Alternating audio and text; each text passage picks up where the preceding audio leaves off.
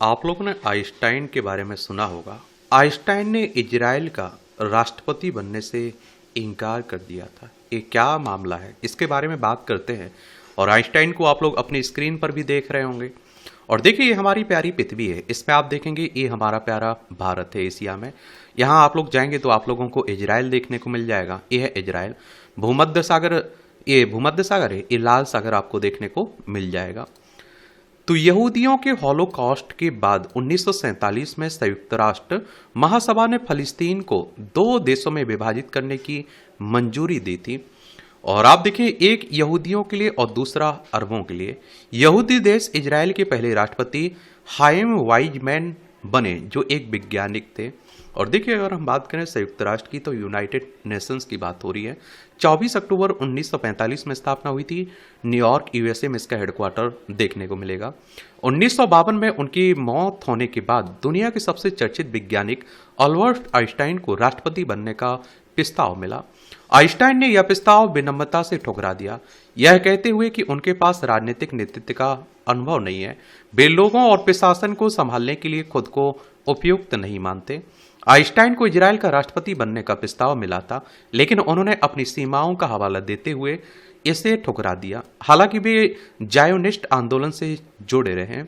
Israel और इसके राष्ट्रपति। इजराइल ने 1948 में एक संप्रभु देश के रूप में अपनी स्थापना की घोषणा की, लेकिन फलस्तीनियों के पास अब तक एक संप्रभु देश नहीं है, भले ही 140 से अधिक देशों ने इसे मान्यता दे दी है। इजराइल के पहले राष्ट्रपति हाइम वाइजमैन रूसी साम्राज्य में पैदा हुए एक बायोकेमिस्ट थे और कुछ समय तक ब्रिटिश नागरिक भी रहे। वह अपने उन आविष्कारों के लिए मशहूर थे जो एसीटोन के उत्पादन से जुड़े थे। यह पदार्थ 1910 के दशक में सैन्य मामलों में बेहद महत्वपूर्ण साबित हुआ। एसीटोन का इस्तेमाल कोर्डाइट बनाने में किया जाता था। यह एक विस्फोटक सामग्री थी और ब्रिटेन ने प्रथम विश्व युद्ध में इसका बड़े पैमाने पर इस्तेमाल भी किया था। हालांकि वाइजमैन का राजनीतिक जीवन इससे भी कहीं अधिक महत्वपूर्ण था। वह जायोनिज्म के बड़े नेताओं में से एक थे। यह एक राष्ट्रवादी आंदोलन था जो 19वीं सदी के अंत में अस्तित्व में आया और फलस्तीन में एक यहूदी राज्य की स्थापना की मांग करता था। इजराइल बनने के करीब 4 साल में राष्ट्रपति वाइजमैन की मौत हो जाती है। 73 साल की उम्र में मिला था राष्ट्रपति बनने का मौका। इबा एवन अमेरिका में इजराइल के राजदूत थे। उन्होंने इस पद के लिए अल्बर्ट आइंस्टाइन से संपर्क किया। यह जर्मन भौतिक विज्ञानी 1933 से अमेरिका में रह रहे थे। यह वही वर्ष था जब एडोल्फ हिटलर सत्ता में आए और जर्मनी में यहूदियों पर जुल्म और सितम शुरू हुआ था। इबा इबन ने बेन गुरियन की ओर से आइंस्टाइन को एक पत्र लिखा। उन्होंने लिखा कि इजराइल भौतिक रूप से एक छोटा देश है, लेकिन यह महान बन सकता है क्योंकि यह यहूदी राष्ट्र की प्राचीन, आधुनिक और दोनों काल की सर्वोच्च आध्यात्मिक और बौद्धिक परंपराओं का प्रतिनिधित्व करता है। इबा एवन ने यह भी स्पष्ट किया कि आइंस्टाइन को अपने वैज्ञानिक पेशे को छोड़ने की जरूरत नहीं पड़ेगी। हालांकि उन्हें न्यू जर्सी छोड़कर इजराइल में बसना पड़ेगा। वह न्यू जर्सी में प्रेस्टन के इंस्टीट्यूट फॉर एडवांस स्टडी में रहते और काम करते थे। उस समय आइंस्टाइन की उम्र 73 वर्ष की थी। वह इसके लिए तैयार नहीं हुए। उन्होंने विनम्रता से जवाब दिया और इस आमंत्रण पर खुशी का इजहार किया, लेकिन वह इस तरह की जिम्मेदारी लेने के लिए तैयार नहीं थे। और आइंस्टाइन का जवाब, दुखी हूं, लेकिन यरूशलेम की हिब्रू यूनिवर्सिटी में आइंस्टाइन आर्काइव के क्यूरेटर और किताब आइंस्टाइन की नोटबुक के लेखक जयीप रोसेन क्रांज के अनुसार उन्होंने तर्क दिया कि उनमें इस पद के लिए जरूरी क्षमता नहीं है। जयीप ने इस भौतिक विज्ञानी के व्यक्तित्व, पत्राचार और तस्वीरों का संकलन किया है। अल्बर्ट आइंस्टाइन ने जवाब दिया, मैं इजरायली सरकार के इस प्रस्ताव से बहुत प्रभावित हुआ हूं, लेकिन दुख और शर्मिंदगी महसूस करता हूं कि मैं इसे स्वीकार नहीं कर सकता। उन्होंने आगे लिखा, मैंने पूरी जिंदगी ठोस तथ्यों से जुड़ी समस्याओं पर काम किया है। मेरे पास लोगों के साथ सही तरीके से व्यवहार करने और सरकारी जिम्मेदारियों को निभाने के लिए ना तो जरूरी स्वाभाविक क्षमता है और ना ही अनुभव है। इन्हीं कारणों से मैं ऐसे पदों, बड़े पद की जिम्मेदारियां निभाने के लिए योग्य नहीं हूं। यह परिस्थिति मुझे और अधिक दुख देती है क्योंकि यहूदी समुदाय के साथ मेरा संबंध उस समय से सबसे मजबूत मानवीय संबंधन बना रहा जब मुझे दुनिया के राष्ट्रों के बीच अपनी असुरक्षित स्थिति का पूरा एहसास हुआ था। क्या थी इजराइल की प्रतिक्रिया? एलिस कैलाफिस ने आइंस्टाइन पर कई किताबें लिखी। उनके अनुसार बेन गुरियन इस इनकार से सहमत हो गए थे। उन्होंने अपनी पुस्तक आइंस्टाइन इनका इंसाइक्लोपीडिया में लिखा, बेन गुरियन को चिंता थी कि आइंस्टाइन की राजनीतिक मामलों में बेबाकी उन्हें अपने विवेक के खिलाफ काम करने पर मजबूर कर सकती है।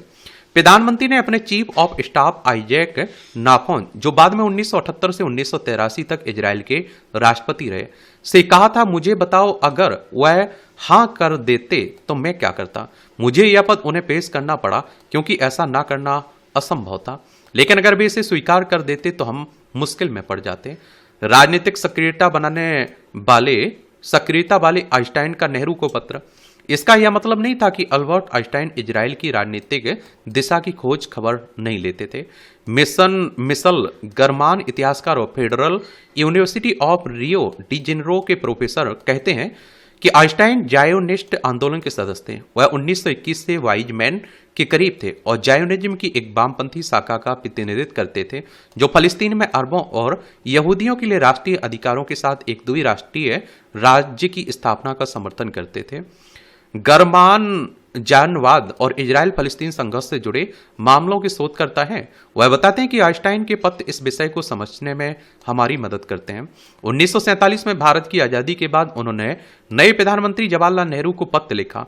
उन्होंने बधाई देते हुए अपनी आस्था के बारे में लिखा, मैंने जानवादी उद्देश्य को अपनाया क्योंकि मैं इसमें एक स्पष्ट ऐतिहासिक गलती को सुधारने का रास्ता देखता था। अगले वर्ष इजराइल की स्थापना के साथ वह दशकों के संघर्ष के बाद इत्मीनान महसूस कर रहे थे। हालांकि उन्होंने इजराइल में एक चरमपंथी समूह की गलत हरकतों पर आपत्ति जताई। 1948 के अंत में उन्होंने दूसरे यहूदी बुद्धिजीवियों के साथ मिलकर न्यूयॉर्क टाइम्स को एक खुला खत लिखा। इजरायली राजनेता मेनाकम बेगिन की अमेरिका यात्रा की आलोचना की। मेनाकम बेगिन इरगुन के नेता थे, जो एक जानवादी अर्धसैनिक संगठन था। इजराइल की स्थापना से पहले फलस्तीनियों अंग्रेजों के खिलाफ आतंकवादी हमले करता था। उसी वर्ष इरगुन ने यरूशलेम के पास देईर यासीन गांव से कत्ल ए आम किया और 100 से ज्यादा फलस्तीनी नागरिकों को मार डाला, जिनमें पुरुष, महिलाएं और बच्चे शामिल थे। कुछ समय बाद मेनाकम बेगिन ने उसी संगठन से एक नई पार्टी की स्थापना की, जिसका नाम हेरूत हेब्रू भाषा में आजादी था। न्यूयॉर्क टाइम्स को लिखे गए पत्र में कहा गया कि मेनाकम बेगिन की, जो इस पार्टी के नेता हैं, अमेरिका यात्रा स्पष्ट रूप से इस धारणा को फैलाने के लिए है कि आगामी इजरायली चुनाव में उन्हें अमेरिकी समर्थन प्राप्त होगा। इस पर दस्तखत करने वालों ने पहले ही पैराग्राफ में हेरूत के बारे में अपनी राय साफ कर दी। उन्होंने लिखा, यह पार्टी अपने संगठन, कार्यप्रणाली, राजनीतिक दर्शन और सामाजिक प्रभाव के मामले में नाजी और फासिस्ट पार्टियों से गहरी समानता रखती है। वर्ष 2024 में ब्राजील के सोशल मीडिया पर कुछ वामपंथी यूजर्स ने इस पत्र को फिर से चर्चा का विषय बनाया। यह तब हुआ जब ब्राजील के राष्ट्रपति लुइज इनासियो लूला दा सेल्वा ने गाजा पट्टी में इजराइल के कदमों की तुलना होलोकॉस्ट से की। अगर इन बयानों को संदर्भ के बिना बताया जाए तो ऐसा लग सकता है कि आइंस्टाइन इजराइल के विरोधी थे। ब्रिटिश इतिहासकार रिचर्ड कॉकरेट अपनी पुस्तक आइंस्टाइन और 20वीं सदी की राजनीति में लिखते हैं, आइंस्टाइन को कभी जानवाद और इजराइल राज्य के आलोचक के रूप में और कभी इसके समर्थक के रूप में पेश किया गया, और ऐसी राय उन लोगों की थी जो उन्हें अपने रूख के पक्ष में इस्तेमाल करना चाहते थे। राष्ट्रपति के ऑफर के पीछे का उद्देश्य क्या था? क्रॉकेट के अनुसार आइंस्टाइन इजराइल को एक ऐसे राज्य के रूप में देखना चाहते थे जो व्यापक मूल्यों के उनके फ्रेमवर्क से जुड़ा हो। वह इस बात को इस तरह स्पष्ट करते हैं कि सबसे बढ़कर राष्ट्रवाद से घृणा और अंतर्राष्ट्रीयता से जुड़ा दो ऐसी बातें थी जिसने हमेशा जानवाद और इजराइल के बारे में उनके रुख की सीमाएं तय की। यह वही आइंस्टाइन थे जिन्हें 1952 में इजराइल के राष्ट्रपति पद के लिए ऑफर दिया गया था। मिसल गरमान कहते हैं कि शायद इसका मकसद यह था कि एक नवजात राज्य जो कुछ साल पहले एक रक्त रंजित युद्ध के नतीजे में अस्तित्व में आए, उसे अंतर्राष्ट्रीय वैधता प्रदान की जा सके। वर्ष 1948 से 1949 के युद्ध की ओर इशारा करते हैं जिसमें इजराइल ने अरब लीग को हरा दिया, उस जमीन का आधा हिस्सा अपने कब्जे में ले लिया जो भविष्य के फलस्तीनी राज्य के लिए तय की गई थी। और मिसल गरमान याद दिलाते हैं कि हालांकि इजराइल में राष्ट्रपति का पद बहुत हद तक प्रतीकात्मक है, लेकिन यह गहराई से राजनीतिक भी है। वह समझाते हैं कि आइंस्टाइन को केवल यहूदी होने के आधार पर आमंत्रित नहीं किया गया था, बल्कि जानवादी आंदोलन के साथ उनके राजनीतिक संबंधों और इजराइल की स्थापना के समर्थन के कारण आमंत्रित किया गया था। उन्होंने आगे कहा कि दूसरी प्रमुख यहूदी हस्तियों को भी बार बार इजराइल का प्रतिनिधित्व करने के लिए प्रतीकात्मक पदों पर देश की छवि सुधारने के उद्देश्य से आमंत्रित किया गया। उदाहरण के लिए 1990 के दशक की शुरुआत में तत्कालीन प्रधानमंत्री सिमोन पेरेज ने मशहूर लेखक आमोस औज को राजनीति में आने का प्रस्ताव दिया था। द्वि राष्ट्रीय समाधान पर आइंस्टाइन का विचार 1952 में ब्रेट सालोन नाम की वैचारिक धारा एक अल्पसंख्यक दृष्टिकोण रखती थी, लेकिन यह कभी अलग थलग या अन्य धारणाओं से कटी हुई नहीं थी। यह जानवादी बुद्धिजीवियों का एक समूह था और आइंस्टाइन भी इसके सदस्य थे। इसके सदस्यों में प्रमुख बुद्धिजीवी जैसे हाना आरेंड्स, ये मार्टिन बूबर और गर्सोम सोलेम शामिल थे। ब्रेट सालोम के कुछ सदस्य यरूशलेम की हिब्रू यूनिवर्सिटी के संस्थापकों में भी शामिल थे। गरमान के अनुसार इस समूह के सदस्यों को वर्तमान इजरायली सरकार द्वारा गद्दार माना जाता है, क्योंकि बेन्यामिन नेतन्याहू की सरकार अलग दृष्टिकोण के लिए कोई जगह नहीं छोड़ती और जिसमें 2 स्टेट सॉल्यूशन का समर्थन शामिल है। वह सवाल करते हैं कि हमारे समय का आइंस्टाइन कौन है। कल्पना कीजिए कि ऐसा कोई व्यक्ति इस पद को स्वीकार कर ले। क्या एडा योनाथ, रसायन विज्ञान की नोबेल पुरस्कार विजेता और फलस्तीनी क्षेत्रों पर कब्जे और गाजा की वर्तमान स्थिति की आलोचक ऐसा पद स्वीकार करती? मुझे नहीं लगता। आइंस्टाइन की जगह राष्ट्रपति बने जवी का नेतन्याहू कनेक्शन। जब आइंस्टाइन ने पेश किया गया पद स्वीकार नहीं किया तो उस वर्ष इजराइल के राष्ट्रपति बनने वाले व्यक्ति इतिहासकार आइजैक वैन जवी थे। आइंस्टाइन ने मेनाखम बेगिन की आलोचना की थी, लेकिन वह इजराइल में अधिक प्रभावशाली होने लगे। उनकी पार्टी एक मजबूत ताकत बन गई और हेरूत आने वाले दशकों में इजराइल की रूढ़िवादियों की मुख्य पार्टी बन गई। बेगिन 1977 में प्रधानमंत्री बने, 1983 तक इस पद पर रहे। 5 साल बाद हेरूत एक और दक्षिणपंथी पार्टी लिकुड में शामिल हो गई। साल 2006 से इसके नेता बेन्यामिन नेतन्याहू हैं, जो इजराइल के इतिहास में सबसे लंबे समय तक प्रधानमंत्री रहने वाले नेता हैं और उनका कुल कार्यकाल लगभग 18 साल हो चुका है।